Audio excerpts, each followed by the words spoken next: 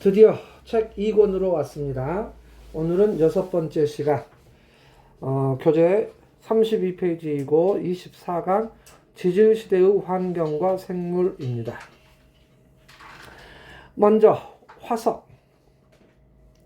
화석이란 과거 지질시대에 살았던 고생물의 유해나 흔적이 지층 속에 남아있는 것을 말하는데, 자, 여기서 고생물의 유해, 즉 단단한 뼈 또는 껍데기, 이러한 것들이 지층 속에 혹은 암석 속에 남아있는 건데, 참 다시 녹화한다는 게 또 그런가? 자, 다시 고생물의 유해나, 그래서 뼈다귀랄지 껍데기랄지 그런 단단한 부분 외에 발자국과 같은 흔적도 화석이 될 수 있음을 기억하시고, 그 다음에 지층 속에 또는 암석 속에 남아있는 것을 말하는데, 특히 여기에서 암석은 오른쪽에 있다시피 퇴적암이 되겠습니다. 그래서 화석은 대부분 사암, 석회암과 같은 퇴적암에서 발견된다. 화성암이나 변성암에서는 화석이 거의 발견되지 않습니다. 그냥 없다 해도 좋아요. 화성암이나 변성암에는 화석이 없다. 자, 그렇다면 화석의 생성 조건을 보게 되면, 과거의 생물들이 죽어 쓰러진다고 해서 모두 다 화석이 되는 것은 아니다. 특정 일부만이 화석이 될 수 있는데, 화석이 되기 좋은 조건은 첫째, 지금 현재 화석으로 출토되는 것을 보게 되면 대부분 단단한 뼈, 단단한 껍데기 등이 화석으로 나오기 때문에 단단한 부분이 많아야 되겠다. 첫째, 단단한 부분이 많을 것. 그리고 두 번째, 미생물이랄지 또는 다른 생물들에 의해서 분해, 먹혀서는 안 되겠다 이거예요. 따라서 급히 매몰될 것, 훼손되기 전에 매몰. 세 번째, 화석화 작용을 받을 것, 이런 것들이 있습니다. 오른쪽에 보면 화석화 작용, 땅속에 묻혀서 광물질 성분으로 치환이 되거나, 지금 여기 제가 화석을 갖다 놨는데 여기에는 유기물질이 들어있지 않아요. 돌멩이에요, 돌멩이. 형태만 그 생물의 모습이지. 그래서 이렇게 광물질로 치환이 되거나 아니면 냉동 건조되어서 오랫동안 보존될 수 있는 것, 그러한 작용들을 화석화 작용이라고 할 수 있겠네요. 그리고 또 확률적으로 개체수가 많아야 아무래도 화석이 될 가능성이 있겠죠. 이런 거. 자, 그 다음 화석으로부터 얻을 수 있는 정보, 이렇게 했는데, 자, 여기서 생성 시기와 환경을 알 수 있다라고 되어 있는데, 화석의 종류를 크게 두 가지로 표준 화석과 시상 화석으로 나눌 수 있다. 이렇게 이 부분을 이렇게 보겠습니다. 자, 화석.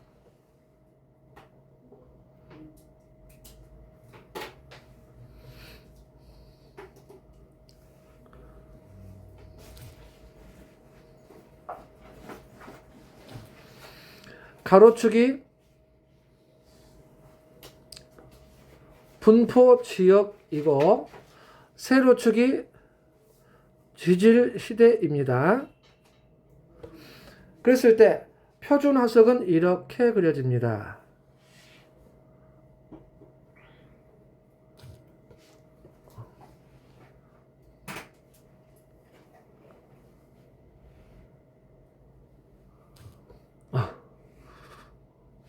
표준 화석. 왜 그러지?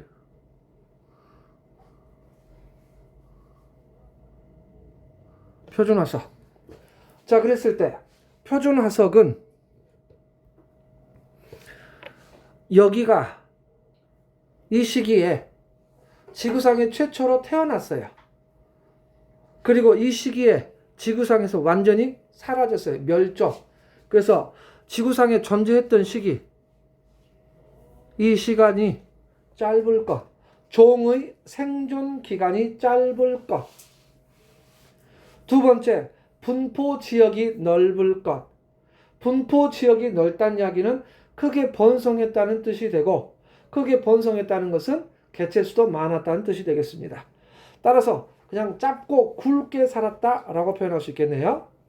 자, 표준화석의 가장 대표적인 예, 여러분이 잘 알고 있는 공룡을 예로 든다면, 공룡은 어느 시대의 생물이다? 중생대. 너무 어렵나? 중생대 때 살았던 생물이라는 이야기예요. 그러면 중생대 이전의 고생대 때 쌓인 지층 속에 공룡이 존재할 수 있어요? 없어요? 존재할 수 없습니다. 그러면 공룡이 멸종한 이후 신생대 때 쌓인 지층 속에 공룡이 존재할 수 없다. 따라서 공룡을 포함하고 있는 지층은 언제 퇴적되었다? 공룡이 살았던 시기, 중생대 때 퇴적되었다라고 알 수 있다 이거예요. 이렇게. 자, 이렇게 표준화석을 통해서 시대를 판단할 수 있다. 표준화석을 통해서 시대를 판단할 수 있다.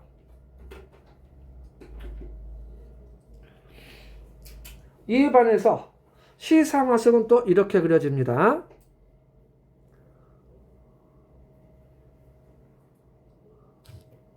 자, 이것은 시상화석이다.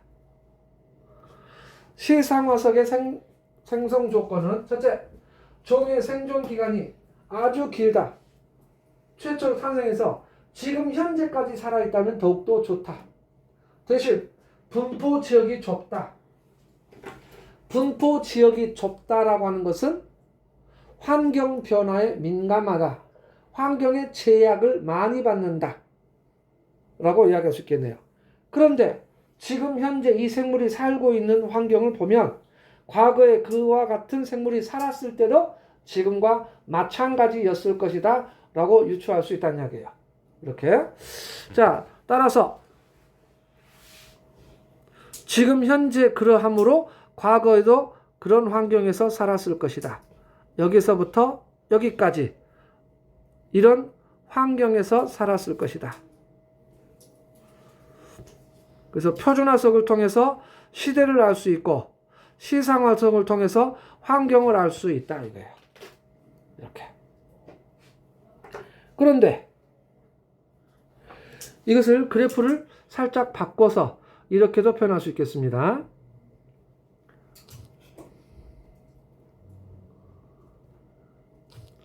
가로축이 분포 면적, 오른쪽으로 갈수록 면적이 넓다. 위로 갈수록 종의 생존 기간이 길다.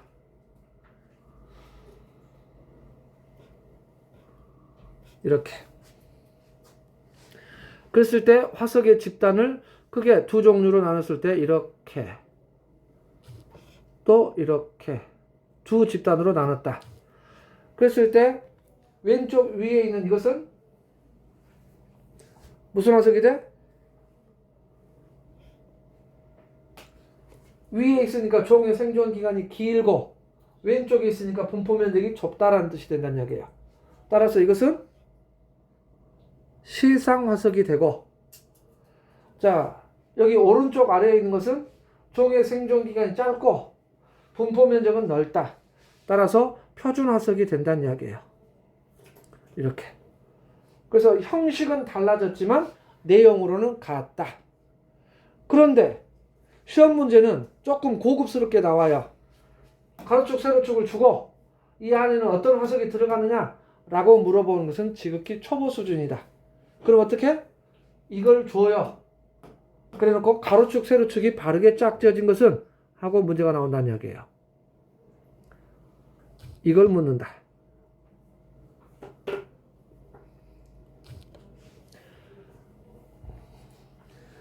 가로축, 세로축 그걸 확인을 잘 해줘야 된다.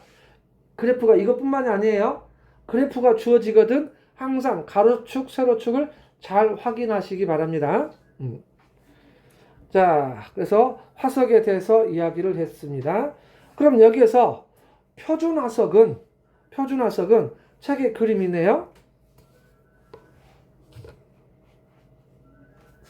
표준화석은 자, 시대를 대표하는 화석으로서 시대를 알려주고요.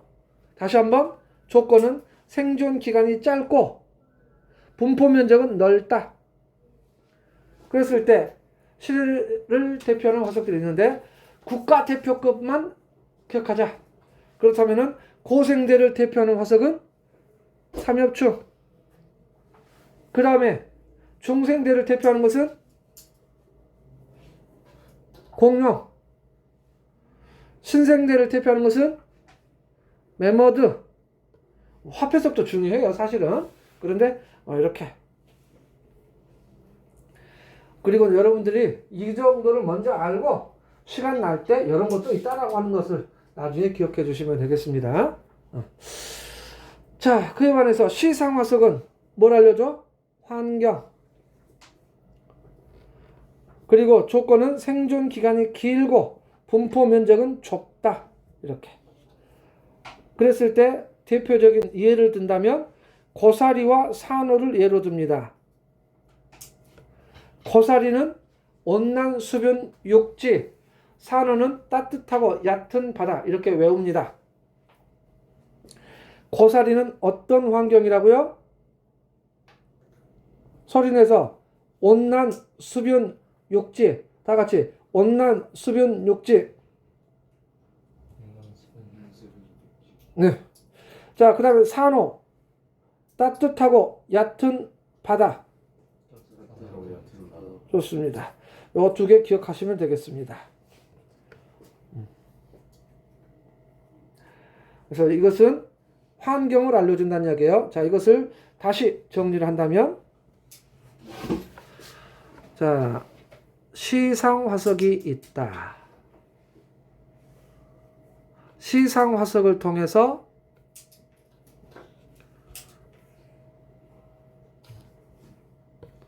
환경을 알 수 있다. 그러면은 시상화석의 예를 들 때 제일 처음에 고사리가 있다. 고사리는 어떤 환경이라고요? 온난, 수변, 육지.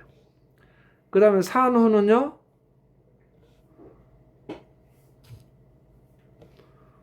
따뜻하고 얕은 바다 환경에서 생성되었다. 이렇게. 실제로 우리나라 강원도 지역에는 석회 동굴이 되게 많습니다. 강원도 지역에 관광을 가게 되면 석회 동굴 답사를 한 번씩 가게 돼요. 그런데 석회 동굴이라는 이야기는 그 지역의 땅이 석회암 지대이며 그 속으로 지하수가 흘러가면서 지하수에 의해 녹아 동굴이 형성되었다는 이야기예요. 그러한 석회암 속에 산호 화석이 많이 발견돼요. 그렇다면 지금 현재는 강원도로서 태백산맥의 줄기로 아주 험준한 산악지형이에요. 그런데 당시에는 산호가 살았을 때는 따뜻하고 얕은 바다였음을 알려준다는 이야기예요. 우리나라 고생대 때는 이랬었습니다. 여기에서 삼엽충 화석이 같이 나와요. 따라서 삼엽충을 통해서 고생대를 알고 삼엽충도 바다생물이고 산호도 바다생물이므로 바다였음을 안다. 근데 지금 현재의 우리나라보다 더 따뜻한 동해보다 더 따뜻한 바다였었다 이거예요. 그리고 그 석회암층 바로 위에는 석탄층이 존재를 해요. 그리고 그래서 강원도 지역에는 탄광 산업이 발달해 있습니다. 하지만 최근 들어서 석탄 산업이 죽어버렸어요. 그래서 그 지역 경제가 무너지는 바람에 그 지역 경제를 살리기 위해서 강원랜드를 만들었는데 그게 또 그렇게 사회적 물의를 일으키죠. 토막 중독 뭐 이런 거. 아무튼 간에 고사리가 그 석탄층 속에 많아요. 한때 바다였다가 고생대 말기 무렵에 우리나라 강원도 지역은 다시 육지가 되었다라고 말할 수 있다 이거예요. 이렇게 화석을 통해서 당시의 환경을 추정할 수 있다. 그래서 화석의 이용, 첫 번째 시대와 환경을 파악할 수 있다가 되겠습니다.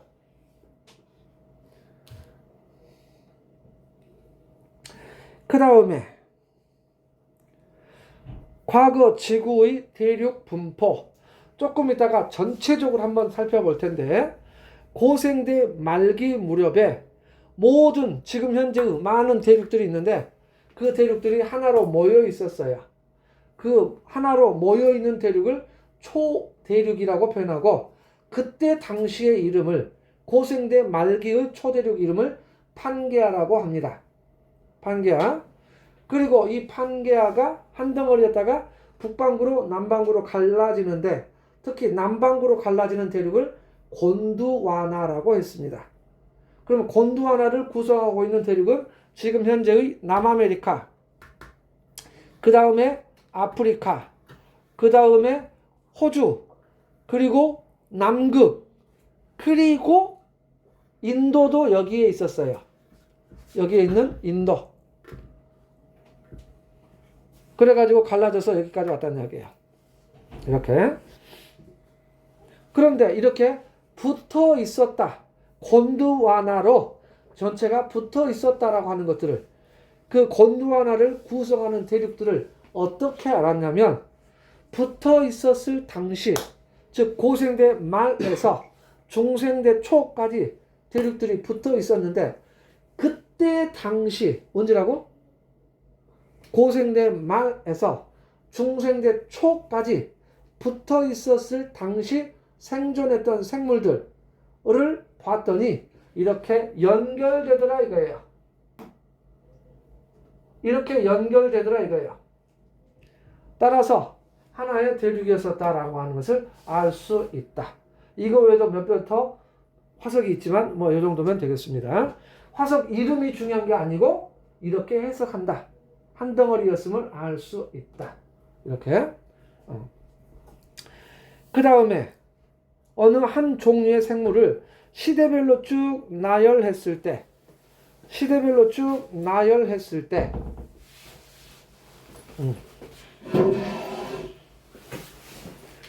생물의 변천사를 알 수가 있다는 이야기예요. 그래서 모양이 어떻게 변했는지, 그래서 진화의 증거가 되겠습니다. 그래서 진화 과정을 알 수 있으며 진화론의 증거가 될 수 있다. 이렇게.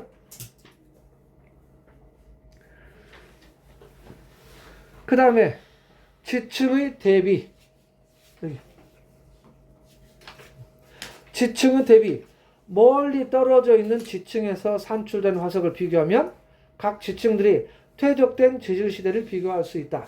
가령 고생대를 대표하는 삼엽층이 여기에도 있고 여기에도 있으면 같은 시대의 것. 거기 위에 공룡 있으면 같은 시대의 것. 이렇게 위치가 달라도 서로 연결시켜줘서 동일시대에 생성된 것을 서로 연결시키고, 그러면 거기에 화석이 없다 할지라도 그 사이에 있는 것은 그 사이 시기에 퇴적되었다. 이렇게 말할 수 있다는 이야기예요. 이렇게 멀리 떨어져 있는 지층들을 가지고 동일시대의 것끼리 연결시키는 것을 지층의 대비라고 하는데, 이때 유용한 화석은 어떤 화석? 표준 화석과 시상 화석 중 주로 어떤 화석이 이용된다? 시대를 비교하는 것이므로 이때 필요한 화석은 표준 화석이 되겠습니다.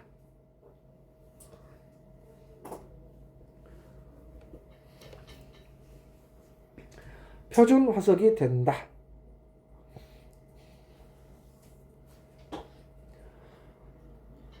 자, 그래서 멀리 떨어져 있는 두 지역의 지층에서 같은 종류의 표준 화석이 발견된다면 두 지층은 같은 시기에 퇴적된 것이다 라고 말할 수 있다.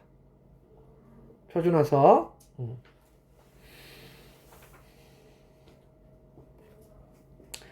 그 다음에 지질시대로 가겠습니다. 지질시대. 지질시대는 지구가 탄생한 이후부터 지금 현재까지, 지구 탄생한 이후 현재까지를 지질시대라고 해요. 그런데 지구 탄생은 언제 했어? 약 46억 년 전. 그때 지구가 탄생했습니다. 지금 현재까지를 지질시대라고 한다. 그랬을 때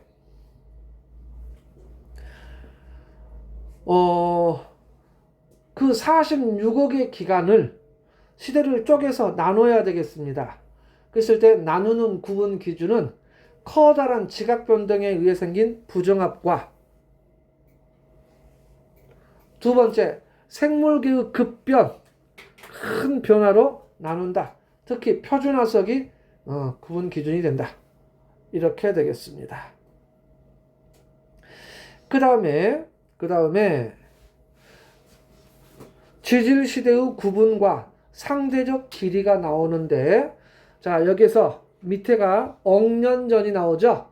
자, 이렇게도 표현할 수 있는데, 자, 공식적으로는 주로 어떻게 쓰냐면은 100만 년 전으로 써요. 여기다가 100만은 10의 6승 년 전으로 쓴다.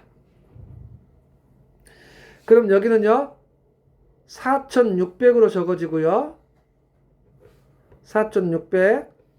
그 다음에 여기는요 540, 여기는 250, 여기는 65가 되겠습니다.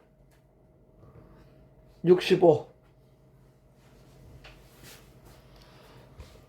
중생대 끝. 그럼 단위가 100만이면 4600이라 했을 때 이건 얼마가 되죠? 단위가 100만은 1의 자리가 100만이라는 뜻이다. 그럼 10의 자리는 1000만, 100의 자리는 5억, 1000의 자리는 10억. 그래서 46억 년 전이다 그 말이에요. 이렇게 읽어요. 자, 46억 년 전에 지구가 탄생했고, 그 다음에 고생대의 시작 540, 5억 4천만 년 전, 250, 2억 5천만 년 전, 65, 6,500만 년 전이 되겠습니다. 이렇게 시대가 나뉘어지는데, 숫자를 살짝 제가 바꿨네요. 541이 아니라 그냥 540 해버렸고 252라고 써도 되는데 250이라고 했습니다. 66, 근데 65라고 적었어요. 자, 이거 숫자가 그렇게까지 의미 있는 숫자는 아니다 이거예요. 근데 541, 252, 0.66 이렇게 외우면은 숫자가 너무 복잡해. 잘 안 외워져요. 따라서 저는 숫자를 조금이라도 간단하게 해서 이 정도 된다. 어차피 시대 구분 그 자체가 오차가 있어. 그리고 또 어림수로 이야기하는 경우가 많기 때문에 그냥 이 정도 외워도 충분하다. 막 말하자면은 5억 4,300만 년 전은 어느 시대냐 이렇게 안 물어본다 이거예요. 구체적으로. 이해됐죠? 그래서 대충 이렇게 하면 되겠다. 자, 그 다음에 여기 그림을 보니까 선캄브리아 시대가 전체적으로 상대적 길이를 보게 되면 거의 대부분의 시대가 선캄브리아 시대이다. 88.2%니까 거의 88%, 거의 90%에 가깝도록 선캄브리아 시대이다. 그 다음에 고생대, 중생대, 신생대 상대적 길이를 보면은 선캄브리아 시대가 거의 대부분이고, 그 다음 고생대, 중생대, 신생대 했을 때 점차 그 비율은 줄어들고 있다. 하지만 짧은 시간 고생대, 중생대, 신생대 싹 합쳐봐야 전체 몇 퍼센트? 10% 조금 넘네요. 여기에 88이니까. 고생대, 중생대, 신생대 싹 합쳐봐야 얼마 되질 않는다. 하지만 여기가 아주 구체적으로 나뉘어져요. 왜냐하면 여기는 화석이 많기 때문에 그래요. 최근에 있기 때문에 화석이 많다. 그에 반해서 선캄브리아 시대는 화석이 거의 없습니다.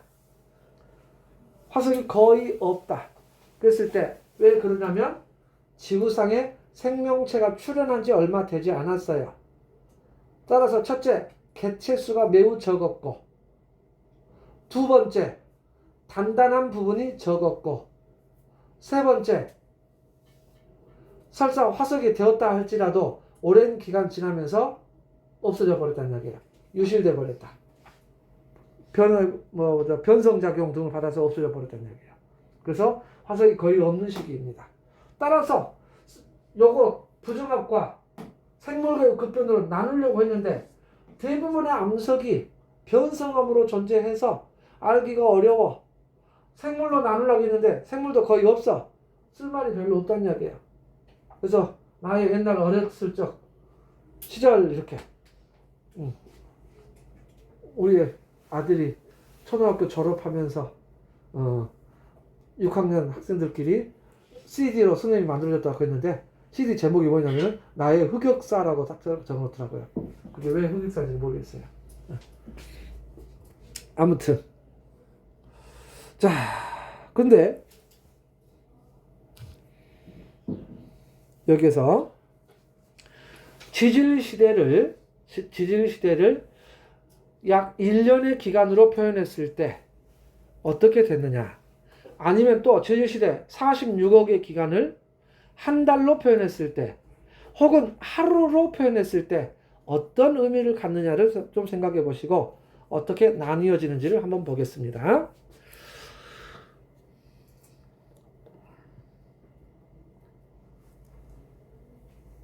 지질시대는 지구 탄생부터 현재까지를 말한다. 근데 지구 탄생은 46억 년 전이다. 부터 현재까지이다.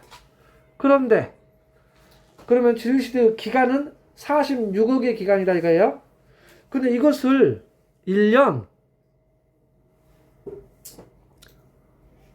1년으로 표현하면 1년은 12개월 12달이 된다는 이야기예요. 그러면은 이때 지질시대의 기간을 약 얼마로 할까?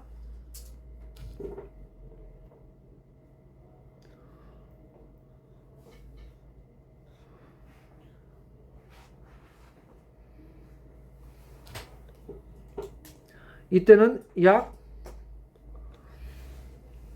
48억이라고 해봐요. 약 48억 정도로 보면 된다는 이야기예요. 그러면 그러면 한 달은 얼마가 될까? 약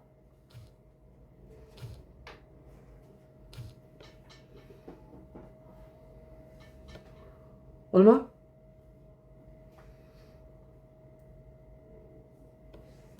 (4억의) 기간이 되겠죠. 이렇게. 그렇다면 고생대의 시작은 몇 월달이 시작이죠? 지질시대의 기간 46억 년의 기간을 1년으로 표현한다면 고생대의 시작은 몇 월달일까? 11월달이 되겠죠. 자, 약 한 달이 4억이면 12월 달의 기간이 4억이야. 그러면은 12월 1일 날이 지금으로부터 약 4억 년 전이야. 근데 고생대의 시작은 아까 5억 4천만 년 전이니까 11월 달쯤, 11월 말경이 되겠죠. 대략 그렇다. 마찬가지 방법으로 자, 한 달은 며칠? 30일 정도가 되겠다 이거야. 그럼 이때는 요를 얼마로 할까? 약 46억을 약 45억 정도로 생각하면 된다는 이야기예요. 어림수. 그러면은 1일이 얼마에 해당할까요?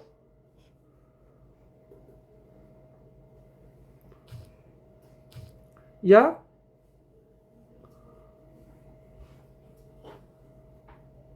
1.5억이 되겠습니다.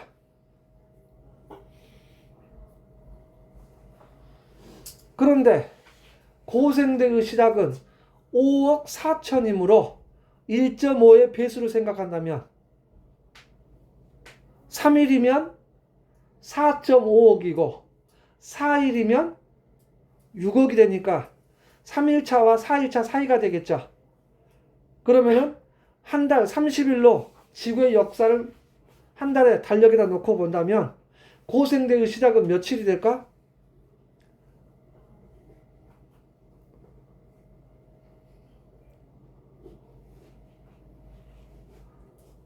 3일을 빼야지 일단. 3일을 빼니까 30일 날, 29일, 28일 빼서 27일 날 중간쯤이 될 것이다 이거예요. 이랬어요? 이렇게 하면 된다. 이게 생각보다 까다로워요. 아마 여러분들 한 번쯤 여러 형식의 문제를 한번 받을 거예요. 그때 생각보다 까다롭고, 왜 그러냐면은 46억이야. 숫자가 일단 커요.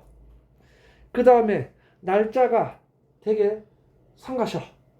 그리고 46에다가 그대로 계산을 하게 되면 숫자가 나뉘어지지 않고 소수점이 나오는 때 그 소수점 처리를 어떻게 할지에 대해서 엄청난 고민이 된다는 이야기예요. 무슨 말인지 될까요?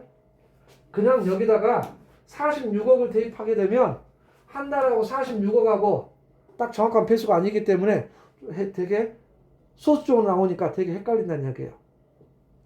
따라서 그때 소수점 첫째 자리, 둘째 자리까지 막 계산할 것이 아니라 이렇게 어림수로서 간단하게 처리를 하라 그 말이야.